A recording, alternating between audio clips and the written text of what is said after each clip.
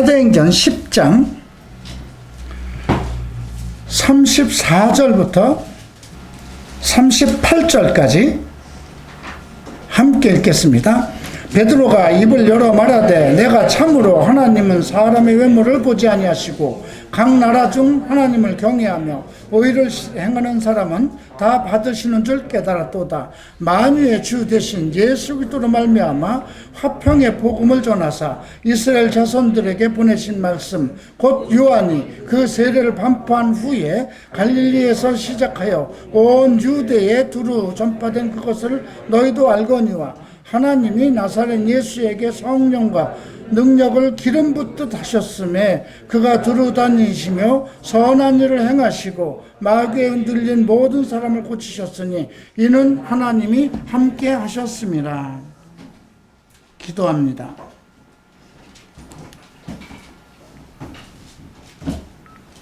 존귀하신 주님 감사합니다. 오늘 사도행전을 통해서 주의 성령이 사도들을 통해서 어떻게 우리 가운데서 역사했는가 그 상황을 살펴볼 것입니다. 하나님은 예나 오늘이나 언제나 동일하신 분이기 때문에 지금도 주를 사랑하는 자들 속에서 주의 말씀을 듣는 사람들 속에서 주의 말씀을 사모하는 사람들 속에서 역사하셔서 주의 성령으로 잘못된 것은 바로잡고 책망할 것은 책망하시고 또 치유하실 것은 치유하시고 또 하나님의 계획된 일을 온전하게 이루실 것을 우리는 믿습니다. 지금도 살아계신 하나님은 우리 갈보리 채플과 함께 하실 것이며 이들 속에 병든 자들을 치유하시고 이들 속에 근심 있는 사람들을 보호하시고 위로하시고 이들 속에 잘못하는 사람들을 책망하시고 그리고 하나님께서 택하신 사람을 바로 불러서 세우실 것입니다. 우리는 모든 것이 성경대로 될 것을 믿겠습니다. 오늘 하루도 이 말씀 속에서 우리에게 필요한 메시지를 주시고 그 메시지를 통해서 나 자신을 돌아보는 그런 시간이 되게 하소서. 감사하며 예수 그리스도 이름으로 기도합니다. 아멘. 앉으시기 바랍니다. 사도행전은 교회의 시작의 역사입니다. 사도들을 통해서 어떻게 역사하고 있는가? 예수 그리스도께서는 복음이라는 기쁜 소식이에요. 그것을 사도들에게 맡겼습니다. 그래서 이 교회는 그 사도권이 그 사도의 그 가르침이 그대로 전달되어야 되는 것입니다. 그리스도의 복음을 하나님의 말씀을 예수 그리스도의 교회를 사도들에게 맡겼기 때문에 그래서 사도들의 가르치는 그 말씀이 왜곡되든가 그 말씀을 빼버린다든가 그렇다면 그 교회는 문제가 있습니다. 그래서 오늘 우리가 이 사도행전을 통해서 하나님께서 하나님의 교회 그 아들 예수 그리스도의 몸으로 세운 그 교회가 그리고 그 교회에 나오는 성도들이 어떻게 성령 안에서 생활하는가 그들의 잘못된 것은 어떻게 고치시고 그들의 질병과 또 하나님 앞에 헌신하고 최선을 다한 사람들을 어떻게 긍휼히 여기시고 어떻게 살리시고 또 하나님께서 자기의 욕심과 욕망을 드러내고 무엇인가 유명해지려고 했던 사람들을 단호하게 끊어내시고 또 사도들이 또 밀려오는 모든 그 사람들에게 취해서 말씀 가르치고 기도하는 일보다 그들을 먹이고 그들을 잠재우고 하는 그 일에 열중을 했을 때 어떤 문제가 발생하였는가? 그런 걸 통해서 지금도 이런 건 동일하게 우리 교회 안에서 역사돼야 되는 것입니다. 우리가 앞장에서는 9장에서는 사도 바울을 어떻게 부르셨는가? 사울이라고 하는 그 사람이 이제 바울이 된 거죠. 예, 베냐민 지파의 사울이었고 그는 로마의 시민권자였고 다소라는 지역에서 정말 그 당시의 최고의 학문 모든 것을 공부하고 이제 그 유대인으로서 랍비가 되려고 하는 최고의 꿈을 가지고 이제 유대교회에서 그 사역을 하는 유대교의 한 직원 스텝으로서 일을 하던 사람이었습니다. 그래서 우리가 그 스테반이 죽을 때 그 사람을 사람들이 돌로 쳐 죽일 때 그 증인으로 그 사울을 세웠던 거죠. 왜냐하면 유대인에게는 그 율법을 어겼을 때, 돌로 쳐 죽일 만한 율법을 어겼을 때 돌로 쳐 죽여도 그것이 로마 법에 저촉되지 않도록 로마와 그 유대인들, 그러니까 종교 지도자들과 공회와 이렇게 서로 약조를 한 그런 내용이 있습니다. 그래서 율법을 어겼을 때는 돌을 맞을 만한 율법을 어겼을 때는 돌로 쳐 죽여도 그 살인죄에 해당되지 않는데, 단 그것을 증거할 수 있는 사람, 이 사람은 그 돌에 맞아 죽을 죄를 지었다는 그 증거를 할 수 있는 사람, 증인을 세워야 되는데 그 일의 증인이 사울이었습니다. 그 사람을 왜 하나님께서 사도로 세우셨을까? 이해가 안 되는 거죠. 사울도 그런 생각을 갖고 있지 않았고요. 예수 믿는 사람을 잡으러 가던 길에, 그죠? 공회로부터 공문을 받아서, 대제사장에게 공문을 받아서 이제 그 다메섹 지역에 엄청 많은 그 유대인들이 몰려 사는 그 지역에 이제 회당을 휩쓸고 그 지역에서 예수 믿는 사람들을 모두 축출해서 잡아서 이제 끌고 오기 위해서 그렇게 가던 사람을 왜 예수께서는 자기의 사도로 부르셨을까요? 9장에서 그에게 안수를 해서 이제 그 눈을 뜨게 하고 그가 이제 사도의 길을 가게 하라는 그 명령을 받은 아나니아가 놀랍니다. 그 사람은 이미 유대에서도 소문난 사람입니다. 예루살렘에서도 소문난 사람입니다. 우리 예수 그리스도의 교회를 핍박하는 사람이요, 지금 이곳에 와서도 그런 일을 행한다고 지금 소문이 났는데 왜 그 사람을 나보고 가서 안수하라고 하는 것입니까? 이렇게 그런 반응을 일으켰던 그 사람을 택하셨습니다. 그런데 우리가 그러니까 그런 내용을 통해서 알 수 있는 것은 그 어떤 사람도 하나님의 계획 안에 있을 수 있다는 거예요. 나 역시도 그런 30살이 넘도록 그런 세상 가운데서 악하고 더러운 일을 하던 사람을 주께서 나를 갈보리 채플 목사로 세워서 여러분들의 목회자로 세울 것이라고는 나도 우리 형제들도 생각도 안 했던 일입니다. 어제 여러분들도 아마 뉴스를 통해서 다 보셨겠습니다만 이태원에 지금 난리가 났습니다. 우리가 이 코로나가 터지고 나서 대구 신천지로 인해서 정말 같은 우리 그 교회까지도 세상 사람들에겐 또 국가로부터는 같은 그런 상황 속에서 지금 주목을 받고 있는 그런 상황인데, 갑자기 물론 강남에 클럽들이 많았어요. 부산에 클럽이 있어서 좀 문제가 생겼어요.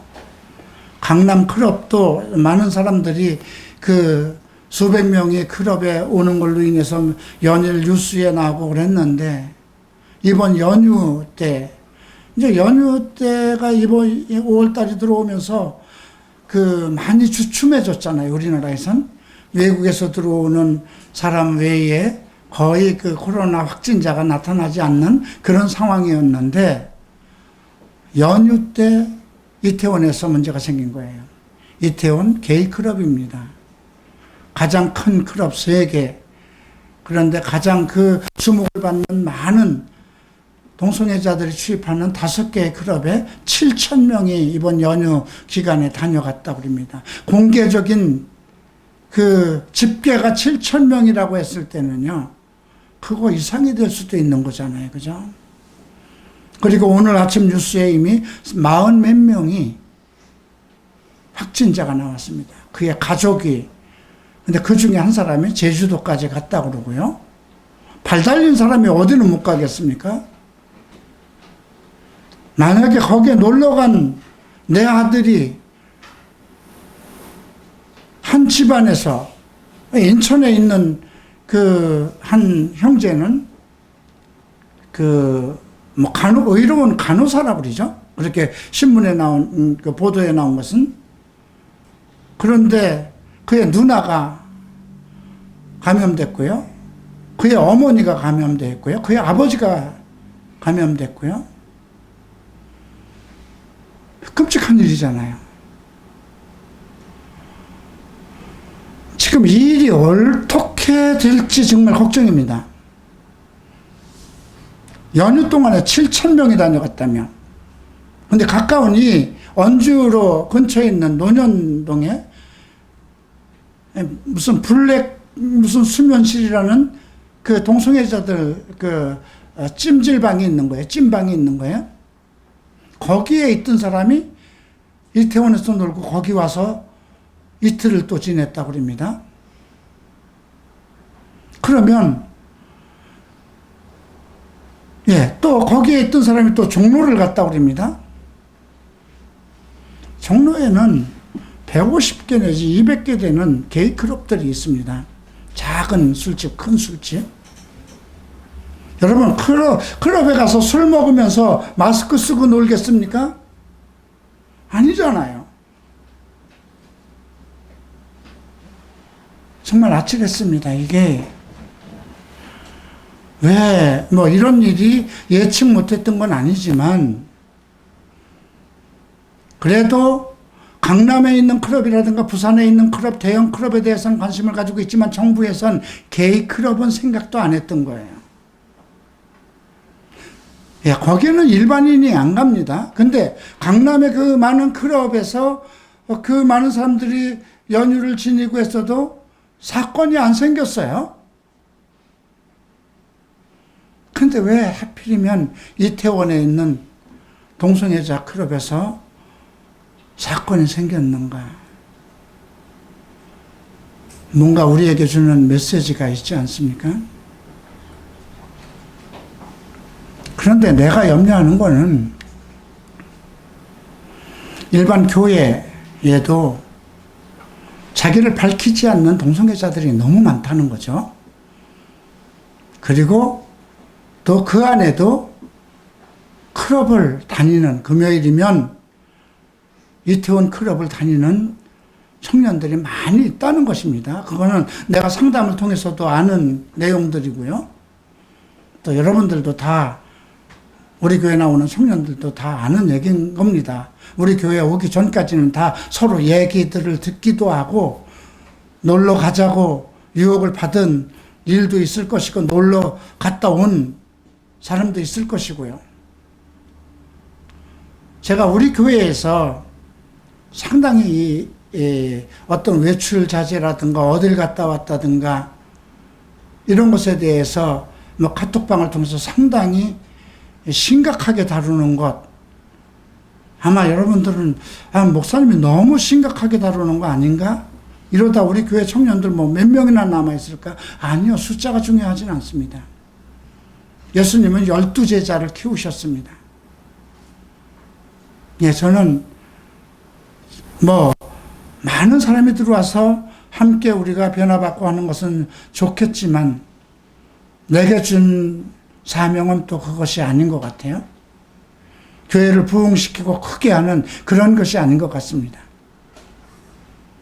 그러나 우리 교회에 올 때에는 나름대로 나는 이 문제를 극복해야 되겠다는 신념을 가지고 스스로 커밍아웃하고 가족에게도 커밍아웃하고, 그리고 정말 어렵게 우리 교회를 온 건데, 믿음 생활 속에서 또 나태해져서 또 그 사람들과 어울리고 난다면 이건 큰일이잖아요. 그죠? 그래서 그런 소지가 있는 사람을 제가 차단하고 출교시키고 하는 그 이유가 그것 때문입니다. 참 교회 안에 앞으로 이게 다행히 그동안 교회가 모이지 않도록 했기 때문에 다행히 안 모였으면, 교회를 안 갔으면 다행인데, 그들 중에 증상으로 있던 사람들이, 감염된 사람들이 어느 교회 속에, 또 대형 교회 속에 들어가 있다면 그게 추적이 되는 거잖아요. 스마트폰이나 그들이 쓴 카드나. 확진자들은 일일이 그걸 다 조사를 하니까. 그래서 이게 또 교회 안에서 발생됐다 그러면 어떤 상황이 일어날까요? 정말 저는 그게 더 큰 걱정이었습니다. 근데 그 모든 이런 내용들이 이 병이 어디에서 왔나? 그걸 따지기 전에 이 천지 만물 세상을 운행하시는 분이 실질적으로 하나님이시거든요. 그렇다고 볼 때에 이 종말의 때에, 마지막 때에 나타나는 이러한 현상, 지금 우리나라만 이렇게 조용한 거예요. 참 하나님이 보호하신 거 아닌가? 그래도 이 땅에 있는 남아있는 의인들이 간절히 하나님 앞에 내 민족을, 우리 교회를 보호해달라고 간절히 기도한 그 사람들이 왜 없었겠어요? 그런데 지금 일본이나 미국이나 유럽이나 지금 이게 국가가 어떻게 될지 모를 그런 상황이에요. 지금 뉴스를 보면. 이게 정말 백신이 올 한해 나와서 옛날에 그 천연두를 완전히 이 지구상에서처럼 그 백신이 나와서 그것이 전 세계로 그 백신이 확신이 되려면 얼마나 걸리겠습니까? 그 비용은 또 얼마일 거고요. 그러니 지금 걱정인 거예요. 여러분, 우리가 주의할 것은 주의하고, 가능한 한 안 만날 사람 안 만나야 되잖아요. 그죠? 성령 안에서 살아간다. 오늘 우리가 이 사도행전을 통해서 지금 이 말씀을 제가 여러분들에게 얘기하는 건, 바울을 부른 내용도 보세요. 아나니아를 통해서 그냥 사도로 세웠으니까 그냥 나가서 나 하나님 예수 만났어. 광야에서 만났어. 그리고 나보고 사도를 하라고 그래. 그리고 그에게 어떤 능력을 줘서 아픈 사람을 살리고, 그렇게 하면 이 사람에게도 성령 세례가 임해서, 그리고 그가 막 하나님의 말씀을 선포할 때 수많은 사람들이 회개하는 역사가 일어난다면 사람들이 이해할 수 있을 거잖아요. 사도로 세웠구나. 그런데 왜 아나니아를 통해서 시몬의 피장에, 그 시몬의 집에 있다는 그런 말까지 해서 그 룻가 거리에 가면 거기에 있을 것이다. 아나니아에게 그렇게 하고, 또 바울에게는 너 가면, 네가 그 집으로 들어가면 아나니아라는 사람이 네가 오는 것을 환상 중에 보고 그가 와서 너를 안수해서 너를 치유할 것이다. 이런 내용들. 그런데 실질적으로 예루살렘이라든가 그 교회 안에서는 어떤 상황이 일어났나요? 아니, 과거에 이렇게 나쁜 짓을 하고 우리를 박해하던 사람이 사도가 됐어? 예수님이 택했어? 이게 사실일 수 있어? 현실 속에서는 받아들이지 않았지만 성령은 한 사람을 세울 때 그렇게 세부적으로 했다는 것입니다. 오늘 10장의 얘기는 베드로의 얘기예요. 자, 이것은 9장 우리가 뒷절부터 9장에 나오는 31절부터 봐야 돼요. 이제 사도 바울이 세워진 이후에 사도 바울을 바나바가 데리고 가서 형제, 그 사도들, 그 예루살렘에 있는 형제들에게 하나님께서 바울을 어떻게 세우셨고, 또 바울을 통해서 나타난 하나님의 능력과 복음이 어떻게 전파되고 있고, 그 내용을 설명을 해서 이제 사울이 그 제자들과 함께 예루살렘을 출입하면서 예수 그리스도 이름을 막 담대히 선포하기 시작했습니다. 그렇게 한 후에 31절 보면 온 유대와 갈릴리와 사마리아와 교회가 평안히 든든히 서가고 주를 경외함과 성령의 의로로 진행하여 수가 점점 교회가 부흥하기 시작해 경건해지고 든든해지기 시작했습니다. 그때 이제 베드로가 사방으로 두루다니다가 루따 지역으로 갑니다. 루따 지역은 욥바에서 가깝습니다. 욥바는 우리가 요나서에서 그 요나가 하나님의 명령을 어기고 도망갔던 그 지역입니다. 그런데 이 루따라는 지역과 이 욥바는 가까운 지역에 있어요. 그런데 그 루따로 내려갔더니 어떤 일이 있었냐면 애니아라는 자매가 하나 있었는데 중풍병으로 침상 후에 누워온 지 8년이나 됐어요. 그런데 베드로가 가서 야, 너 일어나서 내 자리를 정돈하라. 근데 예수 그리스도께서 너를 낫게 하셨으니 일어나서 내 자리를 정돈하라. 그랬더니 그 사람이 바로 즉시에 일어나서 그리고 그 지역에 있는 사람들에게 그리스도의 은혜를 전한 거죠. 우리가 8년이나 있었다면 어떤 상황일까요?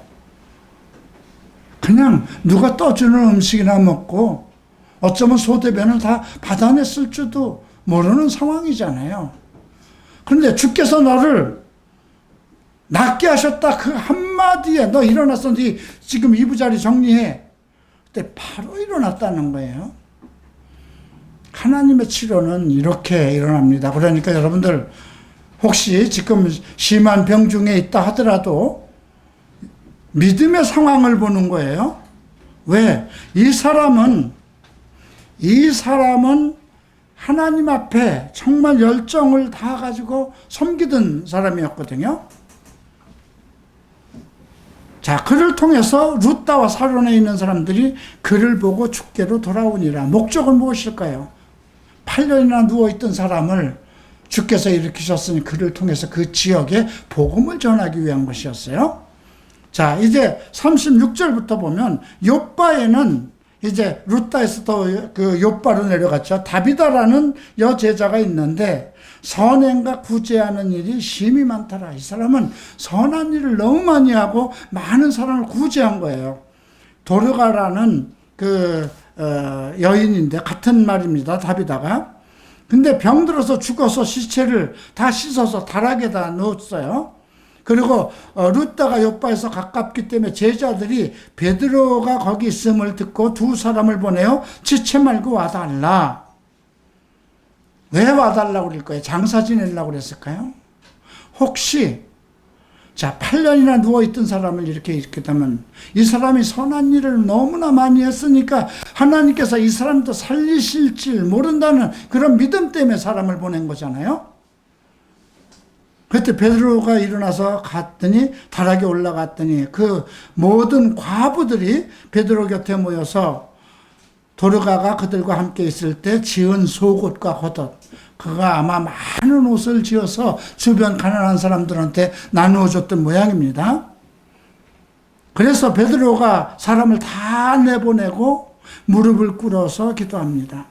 그리고 시체를 향하여 이르되 다비다야 일어나라. 그가 눈을 떠 베드로를 보고 일어나 앉는지라. 그냥 베드로가 그렇게 다비다에 일어나라 한다고 일어나겠습니까? 베드로가 무릎을 꿇고 기도하였습니다. 하나님이 성령을 통해서 그에게 그러한 그 사람을 살리라는 명령을 주시는 그 확신이 있었기 때문에 다비다야 일어나라 이렇게 명령하지 않았겠습니까? 그런데 그가 살아났습니다. 그래서 그가 욥바에 있는 사람들이 그가 살아난 것을 보고 복음을 전했습니다. 여러분, 어떤 병자들을 8년 된 병자들을 다시 치유하신 목적, 죽은 사람을 살리신 목적은 그 주변 사람들을 예수 믿게 하기 위해, 그죠? 자, 그리고 이제 욥바에서 여러 날이 있는데 시몬이라는 이름을 가지고 있으니까 유대인이에요. 무두장이지, 이건 가죽일을, 피하기를 하는 사람입니다. 근데 유태인은 이 일을 하면 안 되는 거예요. 율법상 부정한 행위예요. 그래도 그 사람이 어쨌든 베드로를 받아들였다는 거죠. 자, 그런데 이제 10장의 이야기는 가이사랴 고넬료라고 하는 사람, 이탈리아 군대의 백부장입니다. 가이사랴는 그 황제죠. 가이사 황제. 고넬료라고 하는 사람의 이제 백부장이 있었는데, 이 가이사랴는 그 헤롯 대왕이 그 항구가 너무 아름다워서 항구를 잘 만들어가지고 가이사에게 헌정한 거예요. 그래서 가이사라는 이름을 갖게 된 거예요. 이게 우리가 예수님이 그 세제자를 데리고 빌립보 가이사라고는 또 다른 거예요. 빌립보 가이사라는 그 유대에 있는 그 산인데 그 헐몬산이 가까운 지역이죠. 근데 여기는 이 지역은 팔레스타인을 통치하기 위해서 그 팔레스타인의 가장 큰 도시이고, 그 지역 사람들은 거의 다 이제 그 헬라 사람들이 있는 곳이고, 여기에는 이제 그 군대가 있어서 백부장이 있었죠. 근데 그가 경건하고 온 집안과 더불어 하나님을 경외하였다고 그럽니다. 그리고 많이 구제하였다고 그러죠, 백성들을. 그리고 이제 항상 하나님께 기도하였다고 그럽니다. 이 사람은 하나님을 아는 사람이었어요. 그죠? 그런데 사자가 들어왔어요. 환상 중에 사자가 들어왔다는 건 직접 사람이 나타났다는 건 아닙니다. 예. 사자가 들어와서 고넬료야 하니, 그러니까 이제 천사와 같이 우리가 그 나타난 그 환상 중에 나타나는 것이죠. 고넬료야 하니, 고넬료가 주목하고 주여 무슨 일입니까? 천사가 이르되 내 기도와 구제가 하나님 앞에 상달되어 기억되신 바 되었으니. 이 말씀을 보세요. 앞에서 도르가도 선행과 구제하는 일이 많았다고 그랬어요. 그런데 이 이탈리아 그 군대 백부장, 이탈리아 부대의 군대 고넬료라는 이 사람도 기도와 구제가 하나님 앞에 상달되었다는 것입니다. 얼마나 우리가 기도를 많이 해야 될까요? 무엇을 위해서 기도해야 될까요? 그리고 선행, 구제, 누구를 위한 구제일까요? 있는 사람들을 위해서 파티를 여는 걸까요? 자, 이제 사람을 보내서, 욥바로 사람 보내서 베드로라는 시몬을 청하라. 그리고 그 사람이 무두장이 시몬 집에 유숙하니 그 집은 해변에 있다. 이렇게 자세히 얘기합니다. 우리가 9장에서도 그 사도 바울을 안수할 때 아주 자세히 양쪽에 다 알 수 있도록 자세히 설명한 것처럼 성령이 자세히 알립니다. 그래서 이제 고넬료가 하인 둘하고 부하 가운데 경건한 사람 하나를 불러서 설명을 한 후에 욥바로 보냅니다. 자, 9절에 보면 길을 가다가 그 성에 가까이 갔을 때 베드로가 기도하려고 지붕에 올라가니, 이제 그 시몬 무두장이 집에 있는 이제 그 베드로가 기도를 하라고 지붕에 올라갔어요. 유대인들은 기도하는 곳이 지붕입니다. 그때가 시간이 6시였다고 기록되어 있고요. 근데 이제 때가 되니까 시장에서 그 시장한 상태에서 이제 그 오늘로 얘기하면 옥상이죠. 올라가서 기도를 하고 그 음식을 사람들은 준비할 때 황홀한 중에 하늘이 열리고 그릇이 내려왔다고 합니다. 황홀한 상황 속에서 어떤 그 환상 중에죠. 배가 고팠으니까 뭐가 먹고 싶었겠죠. 그런데 그 그릇이 보자기라고 다른 성경은 되어 있는데 내 귀에 이렇게 매어서 땅으로 내려왔는데 그 안에 각종 네 발 가진 짐승들, 기는 것, 공중에 나는 것들이 거기에 들어있는 거예요. 근데 13절 보니까 소리가 납니다. 베드로야, 일어나 잡아먹어라. 근데 베드로가 뭐라고 대답하는가 보십니다. 주여, 그럴 수 없습니다. 속되고 깨끗지 아니한 것을 내가 결코 먹지 아니하였나이다. 나는 유대인이에요. 나는 유대인이기 때문에 속되고 깨끗하지 않은 것, 성경에서 엄격히 그만 먹지 말라고 그만 율법이 정한 것은 나는 먹지 않았습니다. 이게 유대인들의 생활 습관입니다. 민족성이기도 하고요. 예. 근데 두 번째 소리가 있어서 하나님께서 깨끗하게 하신 것을 내가 속되다 하지 말라. 원래 9장에서 보면 바울도 속된 사람이었죠. 악한 사람이었죠. 하나님께서 깨끗하게 했죠.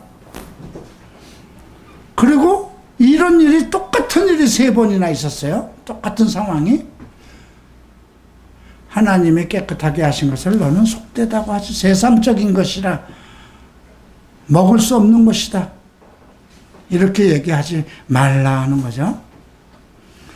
근데 이제 베드로가 본바 환상이 무슨 뜻인지 속으로 의아하더니 이게 뭔 뜻이지? 이해가 안 되는 거예요. 근데 마침 고넬료에서 보낸 사람들이 그 집문 밖에 와서 자, 이곳에 그 베드로라고 하는 사람이 있습니까? 그때 이제 베드로가 그 환상에 대해서 생각할 때 성령께서 그에게 말씀하시되 두 사람이 너를 찾으니 일어나 내려가 의심하지 말고 함께 가라. 내가 그들을 보내었느니라. 근데 왜 성령은 환상 중에 그걸 보였을까요? 직접 그냥 성령이 나타나서 야, 지금 고넬료 사람이 막 이렇게 여기 시몬이라고 하는 그 베드로가 있습니까? 이렇게 문을 두들겼다면 야, 지금 밖에 있는 사람 내가 보낸 거야. 예수께서 보낸 거야. 그러니 너는 그 말 듣고 따라가라. 이렇게 얘기해도 베드로가 들을까요? 안 들을까요? 베드로는 아마 성령이 충만한 사람이고 자기에게 말을 전하신 분이 성령이라면 충분히 그 말대로 행했을 것입니다. 그런데 왜 이런 환상을 보냈을까요? 우리가 갈라디아에서 한 장면이 또 나옵니다. 이제 그때 베드로, 바울과 이제 바나바가 그 안디옥 교회에서 이제 목회를 할 때예요. 그때 이제 베드로도 거기서 온 거죠. 왜냐하면 유대와 예루살렘에 박해가 일어나니까 그 안디옥 지역을 온 거예요. 그 와서 이제 같이 이방인들 성도들과 함께 밥을 먹고 있는데 유대에서 유명한 장로급인지 제사장급인지 일단 예수를 영접한 사람이 들어온 거예요. 그랬더니 베드로가 벌떡 일어나서 뒷걸음질을 치고 그걸 따라서 또 그 바나바도 같이 슬금슬금 뒷걸음을 치는 겁니다. 그때 이제 바울이 얘기를 하죠. 네가 유대인으로서 하나님의 사람으로서 사람을 차별하느냐 이런 얘기를 아주 면전에서 면책하였다는 거죠. 왜 그랬을까요? 베드로가 사도로 부름을 받았어도 유대인이 가지고 있는 습성은 그대로 가지고 있는 거예요. 이걸 깨우친 거예요. 예. 그런데 여기서도 유대인 그 베드로의 머릿속에는 이방인들 속에 와서 자기가 그 지금 루타 지역에 와서 그 하나님의 사람들을 그 병든 사람을 치료도 하고 또 다비다를 살리기도 했지만은 그 머릿속에는 이방인에 대한 뭔가 캥기지 않는 것이 있었던 거예요. 이방인과 같이 밥 먹는 거 오랜 동안 그건 안 되는 거잖아요. 율법상으로 안 되는 걸로 되어 온 거예요. 네. 그 유대인에 대한 어떤 저들은 버림받은 사람, 택함을 받지 못한 사람. 그러니까 유대인들은 선민 사상을 가지고 있었던 거예요. 하나님은 우리를 특별히 택하셨다. 그 우리를 택하셨다는 건 뭐예요? 택하지 않은 사람도 있다는 것을 인정하게 되는 것이거든요. 그러니까 유대인들은 선 가지고 있고 그 베드로도 그것만큼은 사도 중에 뭐 정말 선임 사도요 수제자의 어떤 역할을 하더라도 유대인들의 고정관념이 깨어지지 않은 상황이에요. 이 말은 뭐냐면 한국인의 고정관념을 가지고 있는 것과 똑같은 것이죠. 예. 뭐 한국에서도 나를 배척한 갈보리 채플 목사들이 있었어요. 어떻게 이태원에서 술 장사나 하고 그런 생활, 동성애 생활을 하던 사람이 갈보리 채플 목사가 돼? 그들의 생각으로는 상상도 안 되는 거고 있을 수 없다고 생각한 거예요. 그리고 그들을 이혼화를 통해서 한국에 가서 교회를 갈보리 채플을 개척하라고, 그러니까 그런 사람이 교회를 개척하면 한국에 갈보리 채플이 어떻게 될까 하는 그런 고정관념이 있었기 때문에, 예, 그런 고정관념이 다 가지고 있어요. 나도 그런 고정관념을 가지고 있어요. 근데 베드로의 이런 고정관념을 깨뜨리신 것입니다. 그래서 이제 그 환상 속에서 그걸 주께서 나의 이런 잘못된 고정관념을 깨뜨리신 거구나 하고 그 사람을 따라갑니다.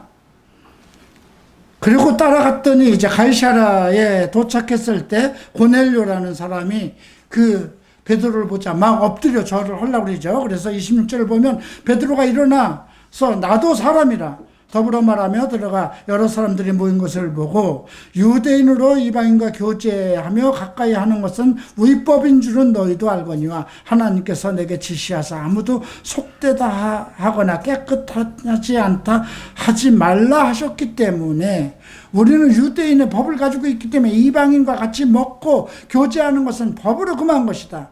그렇지만 주께서 아무나 속되다 하거나 깨끗이 않다 하지 말라 하기로 내가 부름을 사양하지 않고 여기로 왔는데 나를 왜 불렀느냐 그랬더니 고넬료가 그대로 설명을 합니다. 30절부터 내가 정말 하나님께서 내가 기도 중에 그 빛난 옷을 입고 온 한 사람이 나타나서 요바에 베드로라고 하는 시몬을 청해서 그 사람이 무두장이의 시몬 집에 유숙하고 있는데 그 사람을 청해라. 그러면 그가 와서 너희에게 주께서 명하신 모든 일을 말씀하실 것이다. 그런 환상을 보았기 때문에 내가 사람을 보내서 당신을 불러온 것입니다. 이렇게 얘기를 하죠. 34절 보죠. 그때 베드로가 입을 열어서 내가 참으로 하나님은 외모를 보지 아니하시고 각 나라 중 하나님을 경외하는 하며 의를 행하는 사람은 다 받으시는 줄 깨달았도다. 이게 매우 중요한 겁니다. 어떤 사람이든지 하나님의 외모를 보지 않지, 뭐 신장이 크거나 말거나 그런 것도 보지 않고 그 사람이 동성애자였거나 뭐든 사람을 외모로 취하지 않는다는 거예요. 근데 중요한 것은 각 나라 중 하나님을 경외하며 의를 행하는 사람은 다 받아신다. 이 말은 매우 중요합니다. 우리가 사도 바울처럼 교회를 핍박하고 사람을 죽이고 예수 믿는 사람을 죽이고 하던 사람을 택해서 사도로 삼으실 수, 그건 하나님의 주권입니다. 예수 그리스도의 주권입니다. 그런데 하나님께서 이 고넬료를 통해서 베드로에게 얘기한 것은 하나님을 경외하며 의를 행하는 사람은 다 받아주신다. 우리가 잘못 생각하면 내가 뭐 동성애자도 성중독자이고 알코올 중독자도 하나님은 다 받아주신다. 이 개념을 가져서는 안 된다는 거예요. 그런 사람도 예수를 믿을 수는 있다는 거예요. 그러나 하나님이 받으시는 사람은 하나님을 경외하고 두려워하고, 경외는 두려워하고 의를 행하는 사람을 받으신다는 거죠. 만일 그리스도로 말미암아 화평의 복음을 전하사 이스라엘 자손에게 보내신 말씀이 뭐냐면 요한이 그 세례를 반포한 후에 갈릴리로 시작해서 온 유대를 두루 전파된 그것을 너희도 알거니와 하나님이 나사렛 예수에게 성령과 기름 붓듯 하셨음에 그가 두루 다니시며 선한 일을 행하시고 마귀에 눌린 모든 사람을 고치셨으니 이는 하나님이 함께 하셨습니다. 이 복음을 선포했습니다. 그리고 유대인 땅 예루살렘에서 그가 행하신 모든 일이 증인이라 그들이 나무에 달아 죽였으나 하나님은 사흘 만에 다시 살리사 나타내시되 모든 백성에게 하신 것이 아니요 오직 미리 택하신 증인 곧 죽은 자 가운데서 부활하신 후 그를 모시고 음식을 먹던 우리 사도들을 얘기하는 거죠. 우리에게 명하사 백성에게 전도하되 하나님이 살아있는 자와 죽은 자의 재판장으로 정하신 자가 곧 이 사람인 것을 증언하게 하셨고 예수 그리스도를 증언하게 하셨다는 것입니다. 그에 대해서 모든 선지자도 증언하되 그를 믿는 사람들이 다 그의 이름을 힘입어 죄사함을 받는다 하였느니라. 중요한 것은 우리를 택해서 그리스도의 하나님께서 보내신 예수 그리스도를 이름을 전하고 그것을 믿는 사람들은 그가 어떤 죄인이라도 어떤 죄를 지었다도 하나님께서 그들은 죄사함을 받는다. 이렇게 선언했습니다. 그때 베드로가 이 말을 할 때 성령의 말씀을 듣는 모든 사람에게 내려왔습니다. 그리고 이제 베드로가 또 그곳에 온 할례받은 신자들이 이방인에게도 성령을 부어주심으로 놀랬습니다. 그리고 그들이 방언을 말하고 하나님을 높이는 성령 세례가 임하는 그 능력이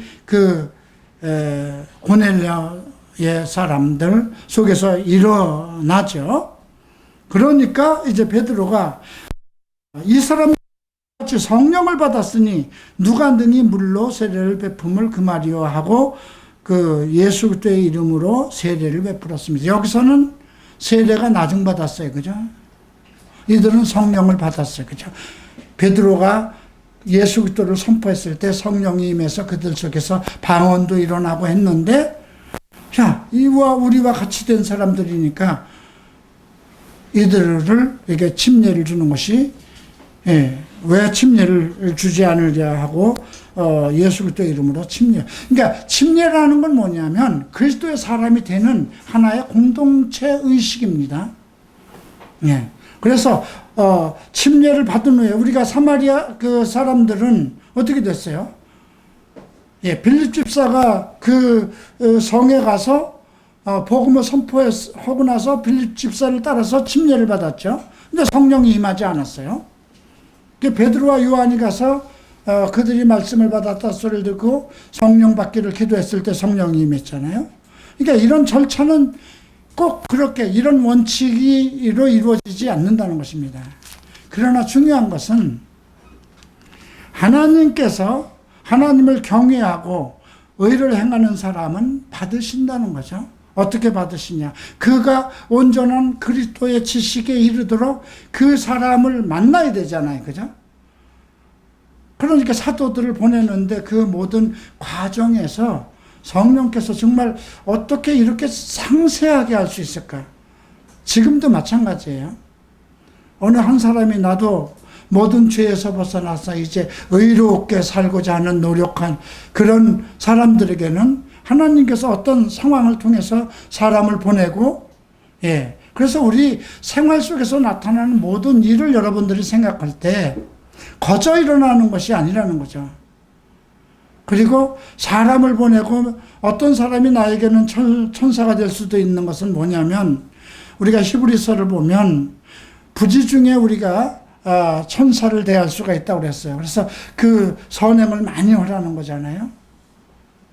우리가 이런 말씀을 통해서 지금도 성령은 동일하게 역사할 것이고 정말 그 하나님을 두려워하고 의를 행하는 사람들이 뭔가 하나님에 대해서 더 알고자 하는 그러한 마음을 가지고 하나님께 나간다면 하나님께서는 지금도 어떤 상황을 통해서 사람을 만나게 하시고 인도하시고 그런 과정이 동일하게 나타난다는 것입니다. 성령의 역사는 예수 그리스도를 통해서 모든 사람이 교회로 하나가 되고 그 교회 안에서 의로운 역사, 그리스도의 능력과 권능이 나타나기 위해서 돕는 일을 하는 것입니다.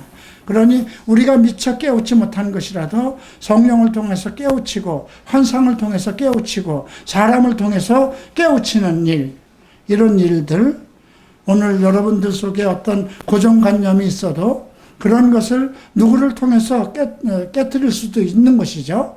우리가 구약에서는 나귀의 입을 열어서 이스라엘을 저주하려고 했던 거짓 이방인 선지자를, 발람을 깨우친 일도 있잖아요. 그죠?